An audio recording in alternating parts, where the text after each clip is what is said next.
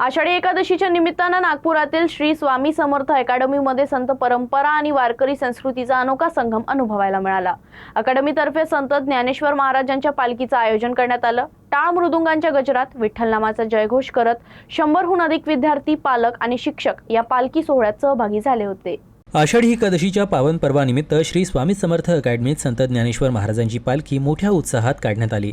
गेल्या 5 वर्षापासून सुरू असलेल्या या उपक्रमात यंदाही 100हून अधिक विद्यार्थी, पालक आणि शिक्षकांनी उत्स्फूर्त सहभाग नोंदवला।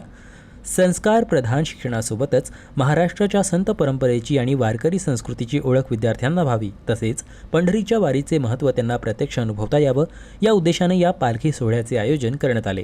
यावेळी सर्व विद्यार्थी वारकरी वेशभूषेत सहभागी झाले होते। विठ्ठल नामाच्या गजरानं संपूर्ण परिसर भक्तिमय झाला होता। जणू काही शाळेतच विठ्ठल नामाची दिंडी अवतरल्याचं चित्र पाहायला मिळालं। या पालखी सोहळ्याचा विद्यार्थी, पालक आणि शिक्षकांनी मनमुराद आनंद लुटला। श्री स्वामी समर्थ अकॅडमीच्या या उपक्रमाचं उपस्थितांकडूनही कौतुक करण्यात आलं।